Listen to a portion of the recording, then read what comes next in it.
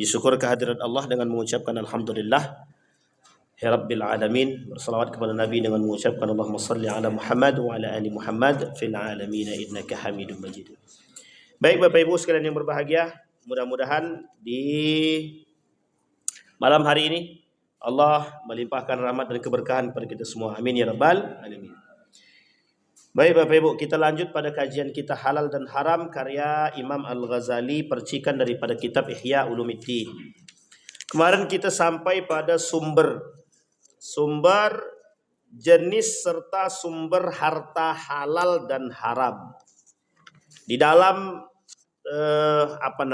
bagan yang singkat, jenis harta haram itu terbagi dua. Satu, pembahasan pada karena bendanya. Yang kedua, pada karena cara memperolehnya. Oke, Ibu ya. Baik, pada jenis harta haram pada poin yang pertama karena bendanya itu banyak. Yang benda-benda tersebut yang dikategorikan haram itu ada yang haram secara jenis ya. Haram secara jenis ada babi. Dan ini sudah kita bahas kemarin, babi, kemudian ada khamar. Menyebutkan babi tidak perlu pakai penekanan ya. Babi, kemudian khamar, bangkai, baik ya. Tapi ada tapinya nih. Kalau anjing itu bagaimana Ustaz? Apakah dia haram? Haram untuk dimakan, dikonsumsi dagingnya. Tapi apakah anjing ini termasuk dalam kategori najis? Ini ikhtilaf para ulama. Jadi dalam anjing ini harus dipahami juga, tidak sembarangan. Anjing dagingnya hawayawanul muftaris. Semua binatang-binatang yang sifatnya muftaris. Muftaris itu apa ya? Hewan buas. Makasih tuh. Dibantu sama. Hewan-hewan buas itu maka hukumnya memakannya hukumnya haram. Tetapi apakah dia najis atau tidak najisnya ini ikhtilaf. Tapi kalau Bapak Ibu berpandangan mazhab Syafi'i, mulai dari ujung kuku sampai ujung akhir semuanya najis. Makanya kalau dia sentuh disamak dia. 6 kali dengan dengan air, 1 kali dengan pasir ataupun tanah ataupun sabun namanya. Kalau diistilahkan modern sabun dan lain sebagainya. Dan ini ikhtilaf. Baik, khamar. Khamar ini banyak contoh yang tadi yang sudah pernah kita bahas juga, narkoba, ganja dan lain sebagainya. Dan khamar itu dia ini sama dengan istilah bunga bank. Bunga bank ada istilah riba. Riba kan haram. Riba haram. Kemudian bunga banknya bagaimana? Nah, ini istilah khamar juga disamakan begitu. Yang membuat khamar itu haram apa? Apa yang membuat khamar itu haram? Memabukkan. Apa yang membuat orang itu memabukkan? Alkoholnya. Sekarang pertanyaannya, alkoholnya ini seperti apa? Mau banyak mau sedikit alkohol dalam minuman, mau mabuk atau tidak mabuk tetap haram. Maka pemahaman haram alkohol di sini itu nanti ada pembahasan khusus tentang alkohol. Dia alkohol ini ada untuk minuman, ada untuk kesehatan, kemudian ada alkohol untuk parfum. Dan ini ketiga-tiga ini punya pemahaman hukum berbeda-beda. Khamar untuk minuman, apapun alasannya, 1% kah, 0% kah, 0, sekian persen kah maksudnya, bukan 0% dan 0, sekian persen kah, asal ada alkoholnya minuman tersebut jadi haram. Tapi pada kesehatan bukan seperti itu cara memahaminya. Yang dengan minyak wangi juga berbeda cara memahaminya. Jadi ada tingkatan poinnya pada aspek tertentu khamar tersebut. Pertanyaannya, apakah semua khamar itu adalah alkohol? Apakah setiap pada khamar itu ada alkohol? Apakah setiap alkohol itu adalah khamar? Tidak. Cara memahaminya begitu. Karena tidak semua alkohol itu khamar. Tapi Ustaz, khamar itu artinya apa? Khamar itu adalah terjemahan bahasa Indonesianya minuman keras. Tapi apakah betul khamar itu artinya minuman keras? Kata para ulama, sesuatu minuman yang mengantarkan kepada seseorang menjadi mabuk, hilang akal. Nah, inilah yang disebut dengan khamar. Bangkai. Semua bangkai kecuali bangkai apa? Bangkai ikan. Kemudian pokoknya dah hafal semua, alhamdulillah. Bagus. Sekarang saya tanya Bapak Ibu. Tanya sama Bapak Ibu. Ada ikan di pasar. Ikan di pasar. Kira-kira memotong ikan ini perlu pakai bismillah nggak membunuh ikan nih? Perlu apa tidak? Nah, ini lagi-lagi ikhtilaf dalam urusan fikih. Nanti kita bahas satu-satu. Ini masih jauh sangat, tapi kita bahas dulu. Baik. Kemudian yang kedua, karena cara memperolehnya. Pokoknya yang ada tanya, langsung nanya aja Bu. Nggak usah Bapak Ibu, jangan pikir-pikir. Cara memperolehnya. Tadi sudah kita sampaikan, dirampas tanpa hak. Yang pertama kemarin kita sampaikan, barang itu dirampas tanpa hak. Maksudnya bagaimana? Contoh mencuri. Mencuri, menggosok, membegal, segala macam. Karena itu kan bukan haknya dia yang diambil, tapi hak orang. Yang kedua, dipaksa dari orang yang tidak layak dirampas. Contoh pungutan liar. Nah, pungutan liar ini juga sama, ini masalah juga itu, pungutan liar itu. Oleh para ulama juga menjadi persoalan itu. Dan ini bahasannya khusus. Bagaimana hukum pungutan liar dalam Islam. Nah, itu ada bahasan khusus, panjang kali. Yusuf Qaradawi ini. Jadi halal haram ini nggak selesai kalau dibahas dengan 10 SKS itu. Karena setiap tahun pasti ada pembahasan baru. Memakai peci untuk sholat tapi peci orang. Ngambilnya pun tanpa izin. Kira-kira gimana itu coba? Peci orang tapi kita gunakan untuk sholat itu. Nah, itu istilahnya sama. Sama hal-hal seperti ini. Baik, pungutan liar. Gak boleh ya. Sekalipun pungutan liar itu untuk kurban. Untuk orang sakit. Gitu. Pungutan liar. Tujuannya baik, cara mengambilnya tidak baik. Berarti dihakimi bagaimana cara menghukuminya Pak Ustadz? Ikhtilaf para ulama. Satu mengatakan, kata para ulama, yang satu cara ketika dia mengambil dengan cara tidak baik, maka hukumnya haram. Tapi ketika diperuntukkan untuk yang baik, dia dapat pahala. Jadi dua ini dipisah. Haram, tetap dosa. Perbuatan baik tetap dapat pahala. Baik. Yang ketiga, diambil paksa oleh yang berhak. Contoh, pungutan zakat lebih daripada kadarnya. Pungutan zakat seharusnya zakatnya dia cuma 200.000. Tapi diminta lebih dari 200.000 atau 300.000. 100.000-nya bukan haknya Basnas. Bukan haknya lembaga ambil zakat manapun. Jadi tak boleh lebih. Kalau zakat tuh, kalau dia mau melebihkan sendiri tak ada masalah. Misal, saya bayar zakat. Zakat saya sebenarnya cuma 200.000. Tapi saya bayar 300.000. Boleh nggak? Boleh nggak? 200 jadi zakat, 100-nya jadi sedekah. Itu caranya, cara memahaminya.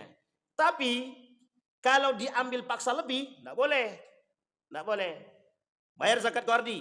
Berapa zakatku? 400.000. Padahal zakatnya cuma 200.000. 400.000 untuk tahun yang akan datang. Enggak bisa.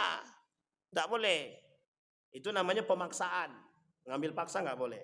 Meskipun pengambilan zakat itu memang boleh dipaksa. Boleh enggak dipaksa Ustaz? Boleh. Boleh banget itu. Mengambil zakat dipaksa itu boleh. Makanya bahasanya khuz, ambillah kata dia. Nah ulama berbeda pendapat mana ambillah itu. Ambil paksa aja lah kata gitu. Sebagian mengatakan. Makanya Abu Bakar memerangi orang-orang yang tidak bayar zakat. Transaksi rusak atau tidak sah.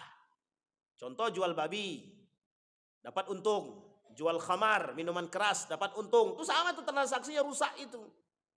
Transaksinya rusak. Misal dia jualan khamar. Sama istilahnya dia punya konten YouTube tapi maling. Itu sama tuh. Ini banyak. Karena saya merasakan soalnya banyak kali video dia ambil orang tapi nggak tahu siapa yang ngambil gitu. Dan itu maling. Nah kalau dia dapat untung dari situ tuh haram itu. Haram.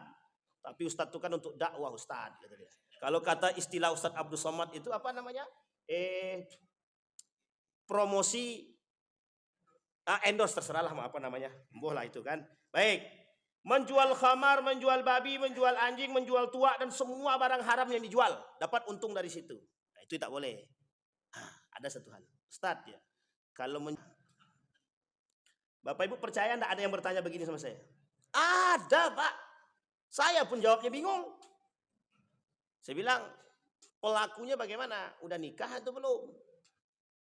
Udah Pak Ustaz. Lah kalau udah nikah ngapain pakai apa bahasa halusnya? Alat kontrasepsi, saya bilang. Oh, stres itu. Enggak Ustaz, kami mau pengen menjaga biar nggak punya anak aja. Ya kalau dipakai dalam konteks kalau dia yang memakai adalah orang yang suami istri. Tapi kalau dipakaikan pada hal yang mereka bukan suami istri, ya nggak bisa juga. Mereka berarti jatuhnya haram. Nah, ini nggak bisa juga. Banyak perkara yang perlu memang tugasnya majelis ulama itu memang berat memang. Karena banyak sekali perkara-perkara kontemporer itu yang memang harus dihakimi. Contoh kasus yang kemarin itu, hukumnya bagaimana hukumnya mengambil pajak dari orang miskin. Haram kata majelis ulama kan, bagus tuh, mengambil pajak dari orang miskin hukumnya haram karena pemaksaan itu. Maka diharamkanlah gitu. Jadi kalau haram bagaimana? Ini masalah lagi. Ini panjang lagi ceritanya kan, kemana-mana tuh. Tapi kita bahas nanti pada poinnya. Ini masih pada etik, belum pada hukum. Sukarela tapi tidak sah. Sukarela, cara mendapatkannya sukarela tapi tidak sah. Hibah dengan syarat yang cacat. Nah, misal hibah dengan syarat yang cacat itu begini. Kita ambil contoh nih, tanah gitu ya. Ini saya hibahkan sama Pak Yendi tanah ini untuk dibangun masjid. Nah, tapi ternyata surat tanahnya itu sengketa. Nah, itu kacau itu. Itu tidak sah itu. Atau misalkan ini saya hibahkan tanah nih. Syaratnya Pak Yendi, nanti di atas tanah ini tolong bangun diskotik yang jualan khamar. Nah, itu sama tuh. Tidak bisa diperuntukkan pada hal yang tidak benar. Atau tidak usahlah itu, untuk ternak babi aja lah. Atau untuk orang main biliar, tapi dalam main biliar tadi ada jualan minuman khamar. Ini kan mendekat-mendekat. Dia Bapak Ibu, istilahnya gini tuh sekarang tuh. Halal kata Nabi jelas, haram jelas, tengah-tengahnya kan mutasyabihat gitu. Tapi ada persoalan lain mengantarkan kepada keharaman itu. Misal contoh-contoh, kita berbicara tentang permainan. Apakah permainan itu dilabeli haram? Tidak. Main catur misalkan. Catur itu tidak bisa dikatakan haram langsung, tidak bisa. Tapi kalau catur dalamnya ada judi, langsung haram. Kalau main bola misalkan. Main bola hukumnya bagaimana? Boleh nggak kita main bola tuh? Boleh, olahraga boleh, sehat boleh. Cuma kalau di dalam olahraga itu sudah menghasilkan ladang perjudian, bagaimana? Bah jadi haram. Sama istilah 17 Agustusan. 17 Agustusan kan ada main poli antar masyarakat.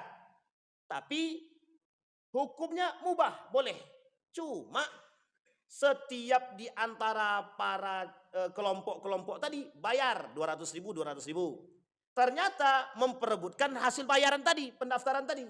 Maka langsung berubah menjadi judi. Langsung seketika itu berubah jadi haram. Jadi tak langsung haram, permainan tidak langsung haram. Cuma ada perbuatan yang mengantarkan kepada haraman. Itulah bahasanya para ulama. Sesuatu yang mengantarkan kepada yang haram jadinya haram. Sesuatu yang mengantarkan kepada yang haram menjadi haram. Bapak Ibu memang, misal mohon maaf ya, Bapak Ibu punya toko, Ibu sewakan, Bapak Ibu sewakan. Nah sewakan nih, ternyata disewakan kepada orang yang, mohon maaf, ada namanya pijit plus. Nggak usah, biasa aja bang. Astagfirullahaladzim. Pijit plus. Pijit plus itu kan nggak langsung haram nih. Yang punya menyewakan kepada orang lain. Kan duit yang dia dapat pada awalnya kan suci bersih. Hasil sewaan kan.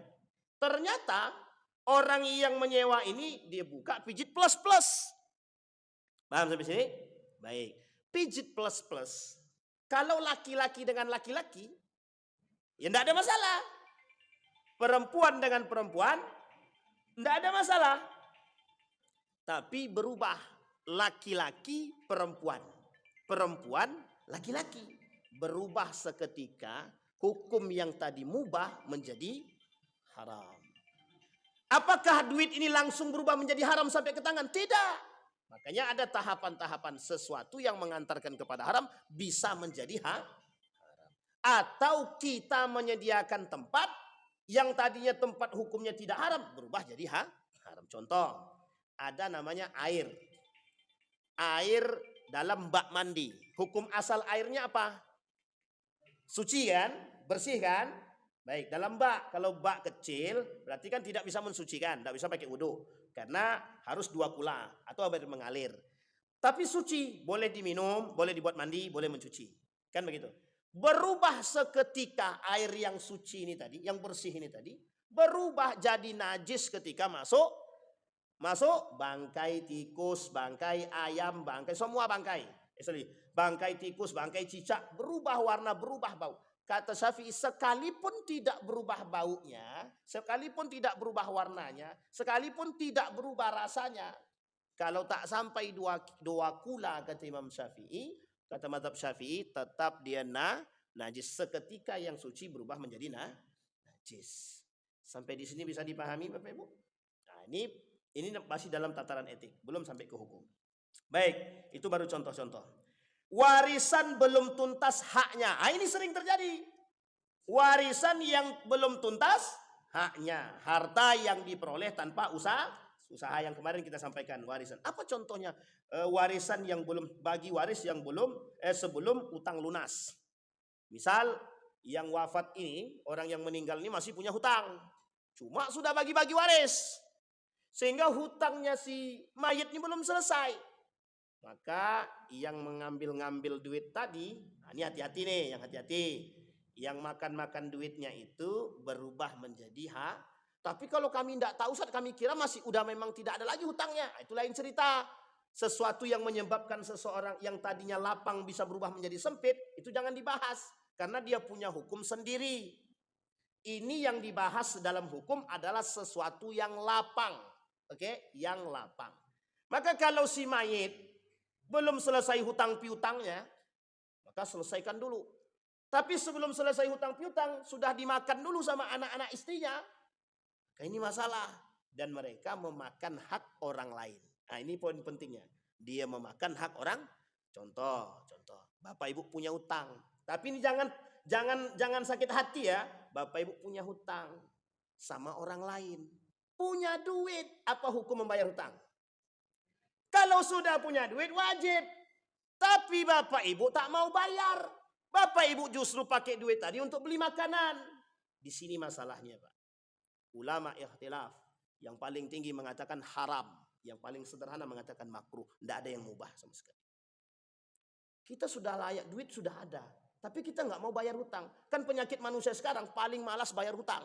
Berhutang mau, bayar nggak mau. Sampai ada pertanyaan begini, Ustadz. Nah, ini ikhtilaf lagi nih, ikhtilaf. Ustadz katanya, kami punya hutang sama bank konvensional Ustadz. Hutangnya berapa tuh kata dia tadi ya? Sekitar 150 juta. Bunganya 50 juta kata dia. Berarti semuanya berapa tuh? 200. Kami sudah bayar Ustadz. Sudah kami bayar. Tapi yang kami bayar baru pokoknya. Yang hutang 50 juta kami nggak mau bayar Ustadz. Ikhtilaf. Kata teman-teman yang bermazhabkan Imam Ahmad ibn Hambal atau Hambali, karena ada dalilnya. Urusan riba, bunga, nggak usah dibayar. Yang penting pokoknya selesai. Tapi dalam pandangan mazhab Syafi'i atau sebagian ulama yang lain, nggak bisa begitu. Yang namanya hutang tetap hutang. Sehingga ini ikhtilaf. Ikhtilaf, ya tergantung pegangan masing-masing. Kalau ada orang yang ambil tengah-tengah. Karena kami pengen selamat Ustadz, nggak mau ini. Kami berhutangnya 200 juta, karena 50 jutanya adalah bunga. Tapi karena kami memang pengen cari selamat, kami nggak mau bayar yang 50 jutanya. Cukup 150 doang. Itu namanya cari aman, cari untung. Jadi yang kayak gini nggak bisa Bapak Ibu. Ini etika dan hukum sejalan waktu itu. Artinya kalau dalam pandangan sebagian para ulama yang punya hutang berapapun hutangnya lunaskan hutangnya. Termasuk pendapat yang tadi saya katakan, kalau dia punya hutang 100 juta, 150 juta, bunganya 50 juta, berarti genapnya 200 juta. Maka dia harus membayar 200 juta. Tapi dalam mazhab Imam Ahmad bin Hambal mengatakan, dia cukup membayar 150 juta, yang 50 juta yang nggak usah. Tapi ingat, dalam akad pertamanya seperti apa? Ini poin penting Pak. Apakah bisa akad perjanjian itu dibatalkan seketika? Dalam poin tertentu. Sekalipun dalam aspek ini itu ada unsur keharaman dalam unsur ribawi. Oleh sebagian ulama etiknya bermasalah, adabnya bermasalah, etikanya bermasalah karena membatalkan kontrak seketika. Nah, ini poin penting Pak. Poin masalahnya di sini. Meskipun sebagian ulama juga membolehkan. Baik. Yang kedua, persoalan waris. Orang tua yang menahan harta warisan untuk punya anaknya dan memakan yang bukan hak dia. Sama Pak. Misal wafat bapaknya, meninggal bapaknya. Istrinya, kemudian semua itu harta warisan. Harta warisan itu setelah orang tuanya meninggal, suaminya meninggal atau bapak si anaknya meninggal, maka harus dibagi. Misal jatah ibunya 50 juta, dua anaknya lagi 25 atau 50. Berarti semua total 150 juta. Dipegang ibunya, dimakan, dibelikan makanan segala macam tanpa sepengetahuan anaknya. Mohon maaf Bapak Ibu, mohon maaf. Suka atau tidak suka Bapak Ibu dengan apa yang saya sampaikan, yang dimakan haram. Bisa dipahami ya Bapak Ibu ya. Hak orang sekali nih, ini hukum khusus. Orang tua ndak boleh ngambil duit anak yang dikasih orang lain untuk anaknya. Saya kasih Bang Ardi, saya kasih uang 200.000 untuk anak Bang Ardi. Ingat ya, untuk anaknya. Bolehkah bapaknya memakai duit ini? Ndak boleh, itu urusan anaknya. Kecuali anak ini masih di bawah umur dan dia belum paham, cukup untuk disampaikan kepada anaknya. Kalau dia sudah mengerti dan sudah besar, sampaikan kepada anak itu. Nah, ini duit tadi dikasih orang untuk anak, Bapak pakai ya. Ya Pak, silahkan. Nah, itu baru boleh. Sama istilah duit anak yatim. Sekalipun anak yatim itu hidup bersama kita dan Bapak Ibu pakai duitnya tanpa sepengetahuan anaknya, kita sudah nyolong. Makanya istilahnya berat Pak. Sesuatu yang sederhana begini sering terjadi. Kita perlu berhati-hati dengan satu hal yang sifatnya sepele. Saya pernah kaji Pak. Apa hukum memakan uang pemberian orang lain untuk anaknya? Kita lihat kajian itu Pak. Kita cari dalam beberapa kitab itu. Ternyata gak boleh. Sebelumnya awak pakai-pakai aja. Ternyata gak boleh. Apa kata mazhab Syafi'i? Paling kontan tuh mazhab Syafi'i itu haram gitu deh. Wah, parah gak tuh? Duit anak kita sendiri kandung, anak kita kandung, cuma memang akadnya untuk anak bukan untuk kita. Sampai di sini paham ya Bapak Ibu ya? Nih, sama istilah harta warisan juga tadi. Harta warisan tadi juga nggak boleh Pak, Bapak Ibu ya, kita pakai sebelum harta itu dibagi-bagi. Bagi-bagi dulu, atau kalau mau pakai sebenarnya pun itu juga termasuk kurang lazim. Tapi masih sebagian ulama masih membolehkan dalam arti istilahnya minta izin. Misal ada kebutuhan duit warisan tadi belum dibagi, harta warisan ini belum dibagi. Tapi ada kebutuhan, sampaikan kepada anak-anak, nah maaf duitnya kami pakai ya, ibu pakai sementara. Nanti ibu ganti. Boleh, tak ada masalah. Yang penting kata anak-anaknya oke. Kenapa demikian Bapak Ibu? Mohon maaf. Perselisihan itu, duit ini bisa menimbulkan perselisihan kontan, bisa membuat orang berkelahi, bercok, baik anak, baik saudara. Sampai hari ini banyak kasus yang tidak tegur sapa antara anak dengan ibu, adik beradik kandung, tak ada yang mau tegur sapa. Ternyata kasusnya cuma masalah warisan. Jadi masalah warisan ini sensitif banget, hati-hati betul. Baik, itu cara memperoleh. Bagi warisan sebelum utang lunas untuk orang tua. Nah sekarang Bapak Ibu sekalian yang berbahagia, kata Imam Al-Ghazali ada tingkatan atau level dalam urusan warok. Nah, jadi orang yang memperhatikan urusan syubhat dan yang haram, maka masuk dalam kategori kata para ulama warok. Nah warok ini ada tingkatannya. Warok itu apa Pak Ustadz? Menjaga diri dari perbuatan syubhat dan haram. Jadi orang yang menjaga diri dia dari perbuatan, dari makanan, dari cara mendapatkan yang haram dan syubhat, maka masuk kategori wara namanya. Jangankan yang haram, jangankan yang haram Ustaz, jangankan yang haram, yang syubhat aja kami jaga. Berarti dia wara dia. Dia nggak pengen makan yang haram, dia nggak pengen makan yang syubhat, dia nggak pengen. Dan ini bagus Bapak Ibu, bagus sekali, baik sekali. Nah tingkatannya ada. Baik, kata Imam Al-Ghazali ada beberapa tingkatan. Yang pertama, waroknya orang adil. Apa waroknya orang adil ini?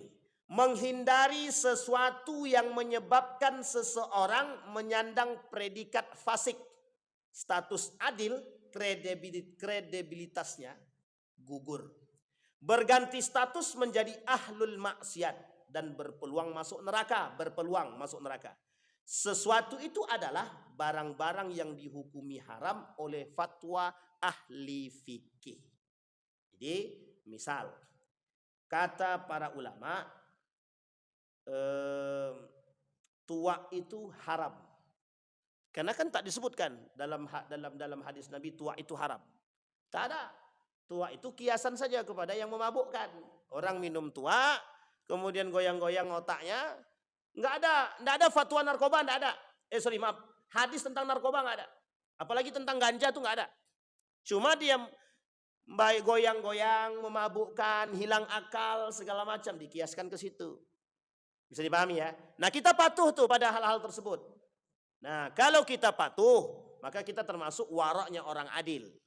Kita ini orang-orang yang menjaga dari sesuatu yang zahir sifatnya, yang difatwakan. Contoh, kata para ulama, suap haram. Kita jaga diri daripada suap. Kita jaga diri daripada daging babi. Kita jaga diri daripada narkoba, ganja, dalam rokok itu apa dalam rokok itu? Nikotin dan lain sebagainya. Itu kita masih dalam tataran orang-orang yang warak, yang adil. Waraknya orang adil, tingkatan yang paling rendah. Tapi tetap warak ini. Tetap warak. Karena menjaga diri. Dan ini belum masuk dalam kategori menjaga syubhat, baru yang haram. Karena yang haram itu kan zahir, artinya sesuatu yang haram yang zahir, yang nampak. Seperti daging babi dan lain sebagainya karena keharaman zatnya. Baik, dan banyak hal dalam fatwa-fatwa fikih yang mengharamkan. Contoh yang lain, daging buaya haram, dimakan haram. Daging bukan kelinci, kuda. Ada sate kuda kan? Siapa yang sudah pernah makan sate kuda Bapak Ibu? Sudah pernah belum? Nah, kalau belum cobalah. Nah, tapi jangan coba-coba dulu. Lihat dulu status hukumnya, halal atau haram. Nah, kan gitu. Nah, ini kuda tidak masuk hayawanul muftaris, tidak masuk dia. Jadi kata para ulama dalam fatwa itu boleh makan sate kuda. Karena tidak ada istilah hayawanul muftaris pada kuda, maka boleh. Tapi pada singa bagaimana? Pada singa, harimau bagaimana? Serigala bagaimana? Itu udah jelas itu, tak perlu dibahas lagi, itu hukumnya haram karena dia hayawanul muftaris. Adakah dalil keharaman anjing? Ada nggak dalil keharaman anjing? Enggak ada. Haram makannya ya, enggak ada.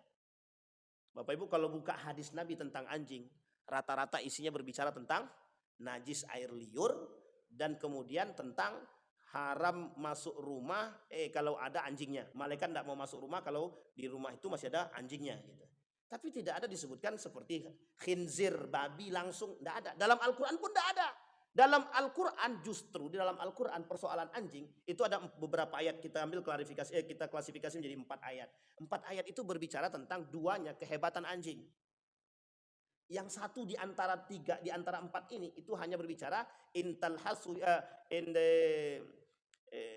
intatrukhu yalhas wa intutiyalhas wa intatrukhu yalhas. Anjing itu menjulurkan lidah, dikasih dia tetap julur lidah, tak dikasih pun juga akan menjulurkan lidah. Ini karakter. Itu anjing. Tapi dikiaskanlah anjing ini kepada hayawanul muftaris. Maka hayawanul muftaris, hewan buas tadi, maka berubahlah ketika itu status anjing ini untuk dagingnya. Untuk dagingnya. Jadi haram. Kalau babi, mulai dari ujung sampai akhir semua haram. Mau haram, mau najis, semua masuk. Jadi Nabi itulah binatang yang lengkap dengan keharaman dan kenajisannya. Mulai dari ujung kuku sampai akhir, kata mazhab Syafi'i. Habis. Tak ada yang bisa dimanfaatkan dari babi itu, tak ada. Makanya jangan sampai makan. Tapi sate babi, orang yang pernah makan babi, mesti jawabannya sama. Bagaimana rasanya? Enak Ustaz.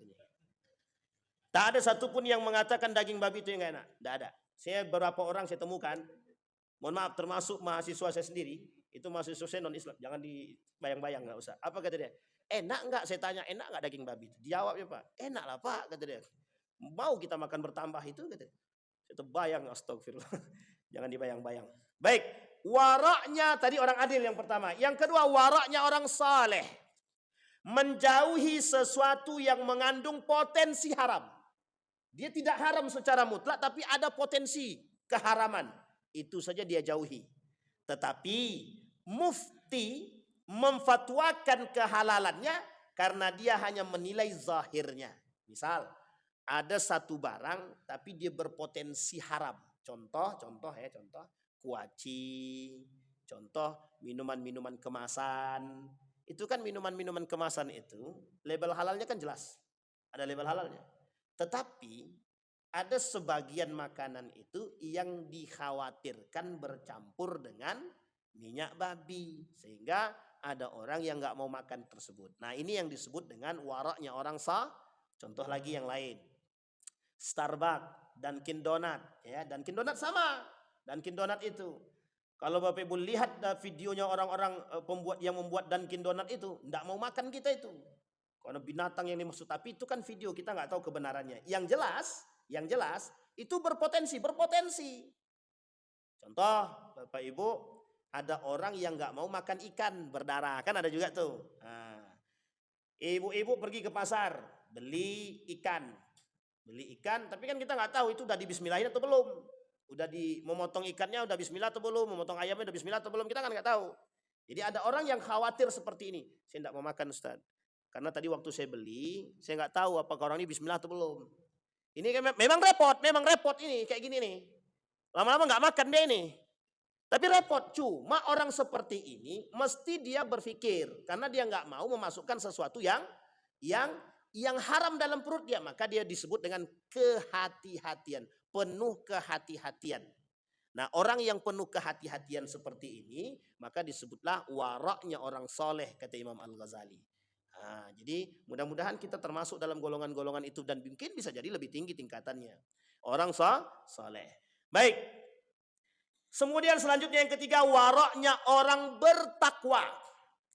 Menghindari sesuatu yang dihalalkan oleh mufti dan kehalalannya jelas tanpa syubhat.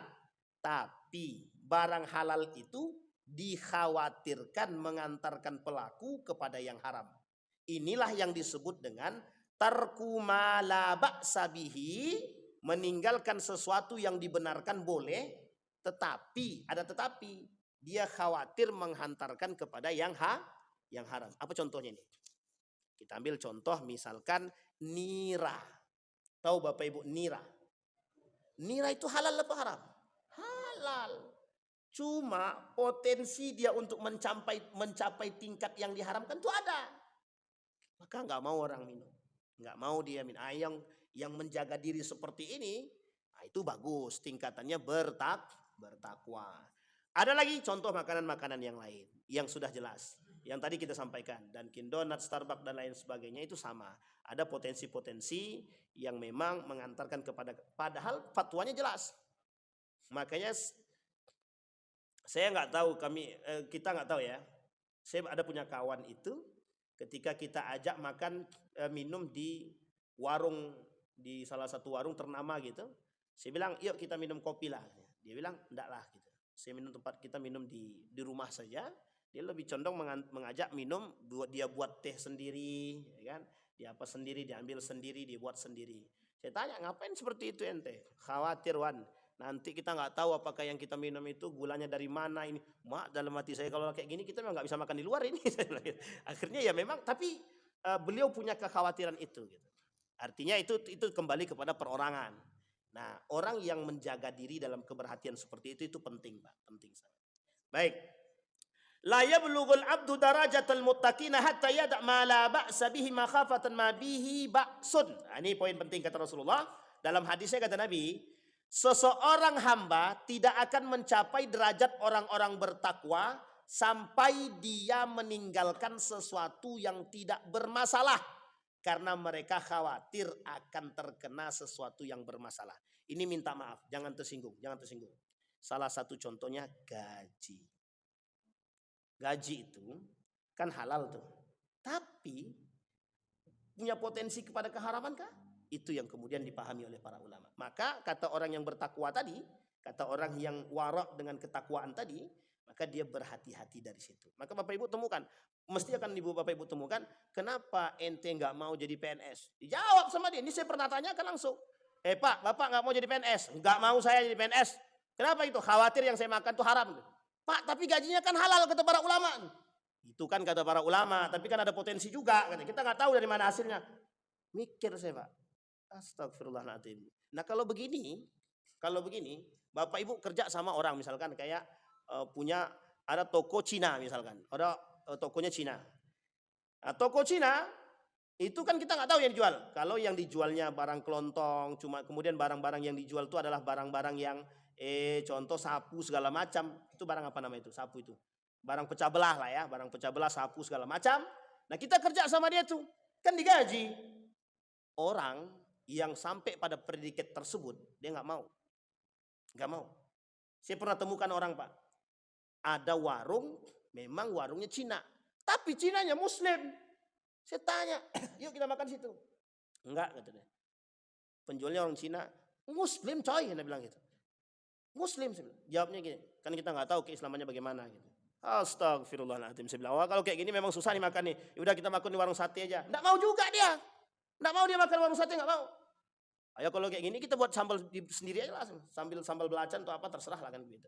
Nggak mau dia, Pak. Dan saya temukan orang-orang seperti ini. Memang sulit kita untuk berbaur dengan mereka. Jadi yang dia mau minuman, makanan-makanan yang jelas. Dan pokoknya yang sangat-sangat baik lah gitu menurut mereka. Ada orang yang nggak mau makan daging ayam, daging ikan, nggak mau dia. Nggak mau. Saya bilang apa yang ada dalam pembahasan mereka gitu. Kata mereka yang berdarah-berdarah itu tidak baik. Dan sebagian ada yang mengharamkan gitu. Oh gitu. Jadi kita nggak boleh makan apalagi. Ini contoh lagi. Ayam broiler, ayam suntik. Itu ikhtilaf para ulama itu ayam suntik. So, sekarang saya tanya Bapak Ibu, di mana ayam yang tidak disuntik? Cari di muka bumi ini yang tidak disuntik. Ada, tapi ayam kampung. Ayam kampung tuh hanya sebagian kecil tempat kan yang ada jualan. Kalau sempat warung-warung makan kayak, mohon maaf ya, kayak warung-warung apa namanya ini? Apalah nama itu ya, geprek mamun misalkan, sempat geprek mamun pakainya ayam kampung, itu saya yakin tuh harganya langsung naik tuh, melonjak tuh 2 kali lipat kan begitu. Karena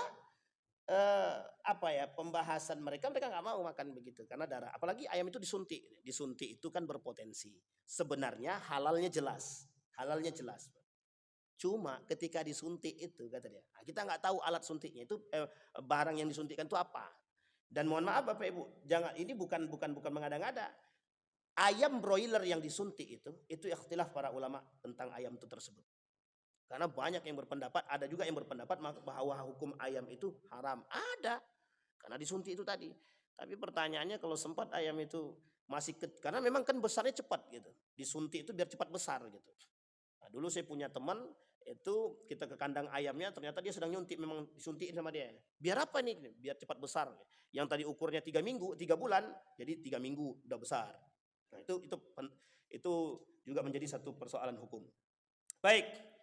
Nah, sekarang Bapak Ibu sekalian yang berbahagia, waraknya orang sidik yang keempat, yang terakhir. Waraknya orang sidik, orang yang benar-benar keimanannya, menghindari sesuatu yang benar-benar halal, tidak bermasalah sama sekali. Loh, bayangkan loh, yang benar-benar halal aja dihindari.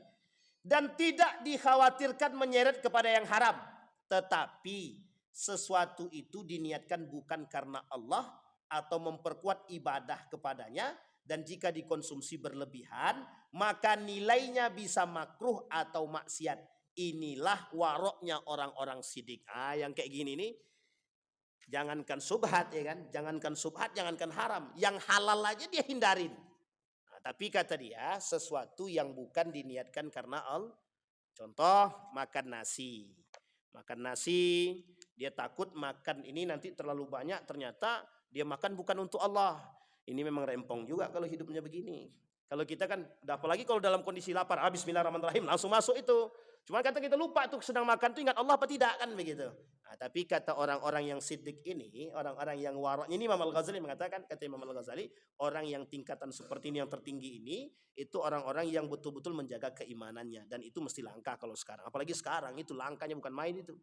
Langkah sangat mencari orang yang terakhir ini. Yang paling sering kita temukan orang-orang yang mohon maaf, yaitu tadi pada poin yang pertama adil tadi itu mudah kita temukan, saat ini masih mudah kita temukan, dan nanti di akhir zaman orang yang adil ini sangat susah kita temukan. Kenapa? Karena isi di muka bumi ini cuma dua, syubhat dan haram. Nah, itu yang kita khawatirkan. Baik Bapak Ibu, bisa dipahami Bapak Ibu ya, ini masih pada persoalan orang-orang yang level wara. Nah baik, pada waraknya orang adil, tadi sudah kita sampaikan, itu hanya pada aspek mutlaknya keharaman yang ditinggalkan.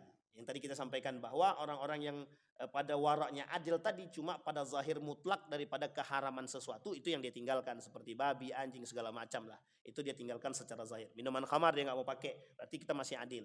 Nah kita, tingkatan kita ini itu dikembalikan kepada kita sendiri, kemampuan seseorang. Mohon maaf Bapak Ibu, karena hidup kita sekarang ini di bumi ini kita dalam kondisi yang betul-betul memang bercampur antara yang syubhat dan yang antara yang halal, antara yang syubhat dan yang halal, antara yang haram dengan yang halal. Kita ambil contoh. Ini saya ambil kaidah Bapak Ibu. Ini kaidah. Mengapa gaji PNS itu dihalalkan oleh Majelis Ulama Indonesia? Pernah ditanya Majelis Ulama itu, apa hukumnya gaji kami yang bercampur dengan pajak? Itu oleh Majelis Ulama dihalalkan. Tahu Bapak Ibu alasan Majelis Ulama menghalalkan? Ada pada poin yang keempat yang terakhir. Apa kata Majelis Ulama Indonesia? Dalam kaidah itu kata para ulama, memberikan kemudahan dan memberikan keringanan. Sekalipun bercampur dengan yang haram. Karena kadar keharamannya tidak diketahui, kadar syubhatnya tidak diketahui. Apakah banyak yang halal atau yang haram atau yang syubhat? Sehingga pada potensi ini dikembalikan kepada memberikan keringanan dan kemudahan. Nah, poin ini Pak harus dipahami. Kenapa kok begitu? Kata para ulama, ini urusan muamalah. Karena hukum asalnya adalah mubah, boleh. Tapi ketika dia bercampur, seharusnya bisa haram. Kata para ulama, ditinjau pada aspek itu dia. Apa itu pada aspek kadar percampurannya. Karena kita nggak tahu. Di dalam konteks keharaman itu ada praduga. Ingat ya, praduga. Nah praduga inilah yang menjadi persoalan. Kalau dikembalikan dalam urusan transaksi muamalah, praduga itu harus dihilangkan, dikembalikan kepada yang halal. Misal saya duga ini ada yang haram. Ada yang haram, tapi kan tidak seutuhnya haram. Maka praduga menuju kepada keharaman itu dibuang. Kata para ulama, dikembalikan kepada praduga yang halal. Bisa dipahami Bapak Ibu? Bisa dipahami ya? Ini kembali kepada praduga. Maka kata para ulama dikembalikan kepada praduga yang halal. Dan ini sudah difatwakan oleh Majelis Ulama Indonesia. Karena banyak Pak pertanyaan-pertanyaan halal haram ini banyak. Ini kalau kita merujuk. Kalau kita kembalikan kepada perorangan. Misal per kelompok. Kita kembalikan misalkan kepada kelompok misalkan mazhab Imam Ahmad bin Hanbal. Oh kalau kita bicara pada mazhab Imam Ahmad bin Hanbal, sesuatu yang bercampur kepada yang halal, dari yang haram ataupun yang syubhat, berpotensi mengantarkan kepada yang haram. Ini masalah. Maka ada beberapa kelompok itu mereka mengharamkan yang bercampur dengan yang haram. Kemana hadisnya merujuk? Kepada yang tadi. Membeli baju dengan 10 dinar, 1 dinarnya haram, maka yang lain berubah jadi haram. Itu kembali rujukan hadisnya. Tetapi kata para ulama ada kaidah yang dikembalikan. Kaidah apa kaidahnya? Yang tadi. Nah, ini Bapak Ibu menjawab pertanyaan Bapak kita yang kemarin bahwa mengatakan bagaimana dengan status hukum ini? Nah, ini sudah dijawab, Majelis Ulama sudah jawab sebenarnya. Para ulama sudah menjawab. Termasuk Syekh Yusuf Al-Qardawi sendiri. Kata Yusuf Al-Qardawi, sesuatu yang bercampur dalam urusan gaji dan kita nggak tahu dari mana, maka dihukumkan boleh diterima, boleh diambil. Termasuk persoalan ini. Ada seorang ulama yang ditanya, ya Syekh, kami tahu si Fulan bin Fulan itu duitnya haram. Tapi dia belanja di warung kami. Nah, ini potensi. Ketika dia belanja di tempat kami, bagaimana kami seharusnya menerima duit itu? Atau seperti apa? Kalau dikembalikan pada urusan hukum jual beli, transaksi jual beli, maka terputus. Arti terputus, yang penting transaksi jual beli sah, selesai. Masalah dia haram dapat duit atau tidak itu tidak urusan. Karena mereka merujuk kepada pemahaman bahwa sifatnya duit itu tidak bisa, karena sifatnya bentuk dan barang tidak bisa disifatin. Tapi sebagian ulama tidak mengatakan demikian. Ada hadis yang lain. Sesuatu yang didapatkan dengan cara yang haram maka fahuwa haram. Sesuatu yang dihasilkan dari yang haram maka dia akan mendapatkan yang haram. Kata para ulama, berarti kalaupun dia mendapatkan uang yang haram tapi kemudian dia belikan ke warung orang dan orang yang menerima tadi hukumnya haram menerima tadi. Nah, ini ikhtilaf para ulama. Nanti kita jelasin persoalan ikhtilafnya di mana. Dan ini Bapak Ibu, kalau kita pakai model yang kedua, saya yakin-yakinnya banyak yang tak mau transaksi itu. Kan Pak Yendi nggak mungkin nanya, Ridwan, kau beli ayamku, duitnya dari mana? Hasil nyolong, hasil stres orang Pak. Tapi kalau dia tahu bagaimana? Yang dipersoalkan oleh para ulama, kalau dia tahu. Tapi kalau dia nggak tahu, jangan tanya. Maka cari amannya bagaimana? Ya setiap orang yang beli nggak usah tanya. Tapi kalau ada orang penjualnya di samping prostitusi bagaimana? Ya pindah. Karena mesti kan, tapi kan kita nggak tahu Ustaz, apakah duit itu murni dari duit prostitusi atau bukan. Bisa jadi duit tersebut dikasih orang. Kalau duit itu dalam konsep transaksi hibah, selesai Pak. Tapi kalau dalam duit itu transaksi jual beli, haramnya Pak, jelas. Contoh misalkan, na'udzubillah ya, si A dan si B. Si A ini jelas dia transaksi jualan badan. Dipakai kasih, paham ya? Dipakai kasih. Kira-kira halal haram nggak duitnya itu? Haram. Baik ya, haram ya, disifati haram. Tapi sekarang duitnya saya kasih, ini untuk kamu. Tapi kemudian baru dia berhubungan dan tidak ada transaksi jual beli di sini. Mohon maaf, tidak ada transaksi prostitusi di sini. Ini dipisah. Ini dalam konteks, mohon maaf ya Bapak Ibu ya, dalam persoalan hukum begini-begini ini itu dibahas. Jadi nggak bisa tiba-tiba haram, halal, nggak bisa. Meskipun mengharamkan itu urusan Allah, tapi begitulah Islam menjaga transaksinya, duitnya dikasih sebelum melakukan. Meskipun mohon maaf ya, meskipun memang untuk itu, tapi dibayar di awal. Saya kasih kamu duitnya sekian juta. Tapi si fulan yang memakai ini nggak tanya, lo harga berapa nggak tanya, tapi dia kasih aja nih untuk kamu. Maka duit ini setelah itu dia berhubungan badan, dia prostitusi, duit ini ke sebagian ulama bilang ini jatuhnya tidak haram. Kenapa tidak haram? Diberikan sebelum transaksi. Paham maksudnya? Meskipun, tapi kan tidak ada akad transaksi di situ. Kalau tidak ada akad transaksi, kata para ulama yang paling ekstrim mengatakan ini tidak ada masalah, itu duitnya halal. Mau dia beli makan atau apa tidak ada masalah. Cuma kalau duitnya, mohon maaf dia transaksi, kemudian memang ada modelnya begitu, dikasih duit, haram katanya. Sampai sini paham ya Bapak Ibu ya? Begitulah cara para ulama melihat sesuatu. Tapi kan kita dah paham Pak, sesuatu kalau sudah masuknya kemana, tempatnya apa, kan kita tampak tempat kita masuknya begitu. Dalam benak orang itu mesti yang dia lakukan adalah hal. Sekarang Bapak Ibu, kenapa ulama berbeda pendapat tentang persoalan tadi, masalah duit yang tadi dari prostitusi tadi? Karena ada orang berpandangan, ulama berpandangan begini, fulan itu masuk dia ke dalam, bisa jadi dia cuma kasir gitu dia. Tapi kan kasir dihasilkan duit dari situ Ustaz. Baik, bisa jadi dia dikasih orang. Artinya ulama ini mengatakan jangan lo menduga sesuatu yang haram langsung. Bisa dipahami ya? Sampai Anda tahu zahir keharamannya. Ini sebenarnya adalah mencari titik aman bagi para pelaku-pelaku jangan sampai terjebak dalam keharaman. Jadi jangan salah, Islam itu tidak mau langsung menghakimi orang haram-haram langsung enggak. Contoh. Ada Gojek perempuan. Apa hukumnya laki-laki naik? Secara hukum campur laki-laki, secara hukum laki-laki perempuan bercampur haram apa tak haram? Haram. Pertanyaannya, ini pekerjaan Pak Ustadz, kata dia. Kalau kami tidak kerja bagaimana? Mesti dikaitkan ke sana kan.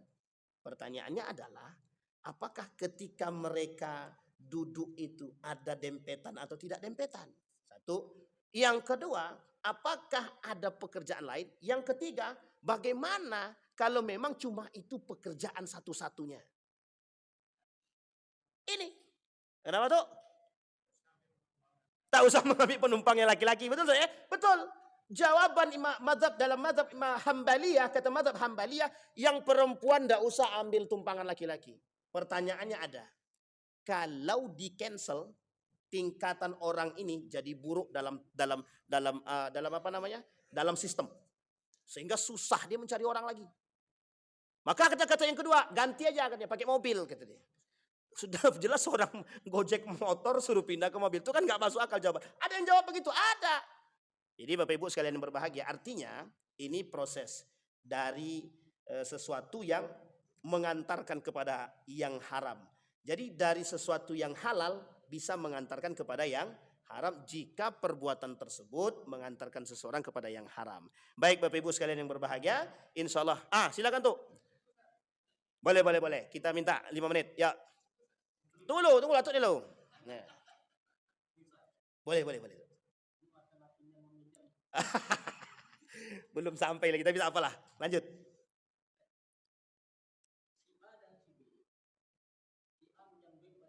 Betul. Ya. 2000. Baik.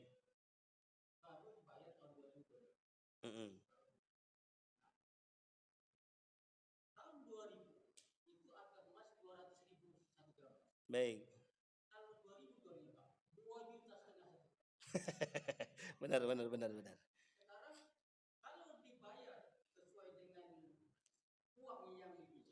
Baik.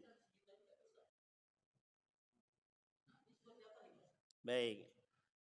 Pertanyaannya adalah, dia pinjam uang apa pinjam emas? Pinjam uang.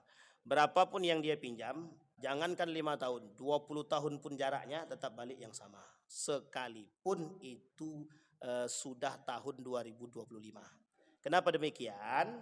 Karena begini Bapak Ibu, tidak boleh ada tambahan dalam setiap transaksi pinjaman.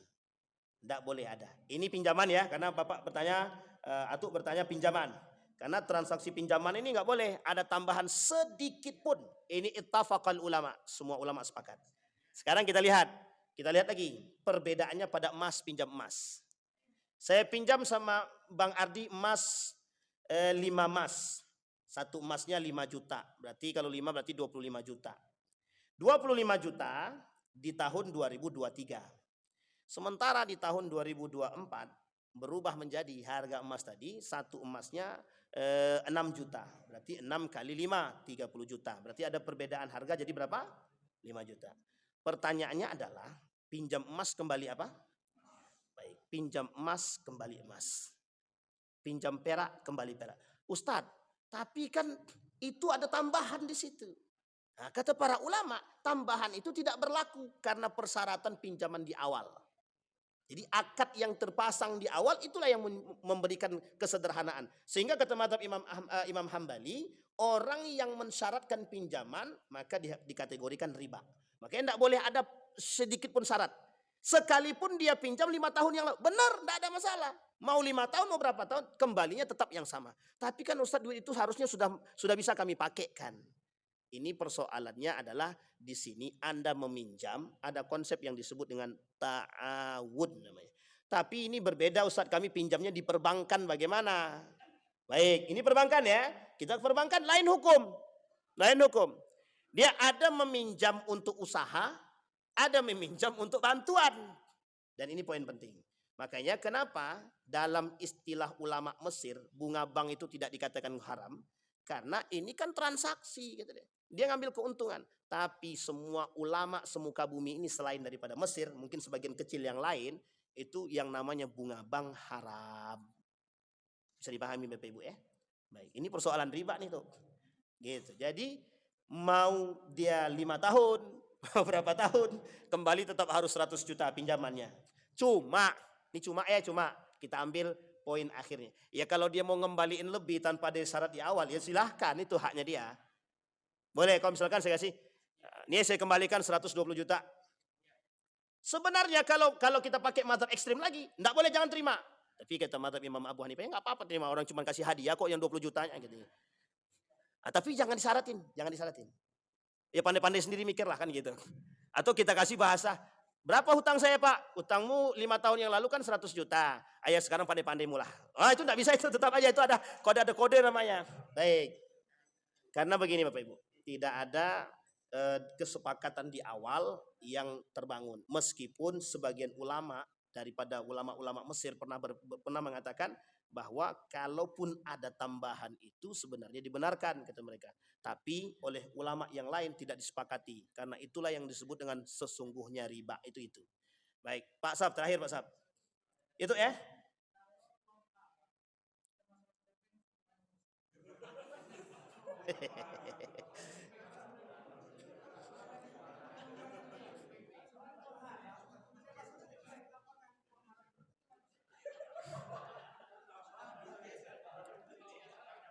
Baik, baik. Apakah uang haram dimasukkan ke bank jadi haram? Gitu ya. Baik. Istilahnya pencucian uang lah, terserah lah ya. Uang haram, Bapak Ibu, ini sebenarnya ada pembahasan di lain waktu, tapi kita singgung sedikit. Uang haram itu kalau dipakai untuk yang seperti keagamaan nggak boleh, kata Syafi'i nggak boleh. Tapi kalau cuma untuk ditabung dalam bank, ya nggak ada masalah, mau ditabung dimanapun silakan, mau bank konvensional, bank syariah, silahkan. Tapi uang yang diasalkan dari haram tidak boleh digunakan untuk sesuatu yang baik sifatnya keagamaan. Kalau mau, misalkan Bapak Ibu punya duit, mau si A si fulan korupsi, duitnya dimasukkan ke bank syariah. Ini duit haram, tapi dimasukkan ke bank syariah. Apakah bisa merubah yang haram? Tidak bisa, tidak bisa. Pertanyaannya adalah, ketika uang haram ini boleh digunakan untuk apa saja? Boleh tidak uang haram ini diberikan untuk anak yatim? Boleh dikasih kepada anak yatim, tapi dengan catatan bukan dari Anda. Paham maksudnya Bapak Ibu? Bukan dari Anda. Buat 2 kali transaksi. Ini adalah bahasan terakhir daripada sekian para ulama yang kontemporer seperti Yusuf Al-Qaradawi. Contoh, misal duit ini haram nih, duit ini haram. Saya kasih kepada Bang Ardi, ini duit. Ardi, duit ini diberikan kepada anak yatim. Berapa kali transaksi? 2 kali transaksi. Ketika duit haram ini saya kasih ke Bang Ardi, dia sudah berubah hukum. Sudah berada di tangan, bentuk hibah. Dari saya haram, sampai ke Bang Hardi jadi hibah. Hibahnya itu hanya boleh digunakan kepada anak yatim atau yang sifatnya umum. Sebagian ulama bilang tidak boleh untuk anak yatim, tidak boleh untuk masjid, tidak boleh untuk apapun, tidak boleh untuk Al-Quran, boleh cuma fasilitas umum, toilet segala macam. Tapi sebagian ulama Syafi'i yang lain mengatakan boleh dengan catatan 2 kali transaksi. Itu sebenarnya kalau bahasa istilah hukum helah, mengelah-ngelah aja sebenarnya. Cuma untuk pribadi dan dari pribadi haram. Misalkan saya kasih ke anak yatim dari saya. Padahal saya yang korupsi, haram. Tidak boleh. Jadi Bapak Ibu ya. Insya Allah kita bahas di pertemuan yang akan datang. Beberapa poin, masih banyak hukum-hukum terkait dengan kehalal haram ini. Insya Allah mudah-mudahan ada manfaat bagi kita semua. Fa'tabiru ya lil absar la'allakum tuflihun. Assalamualaikum warahmatullahi wabarakatuh.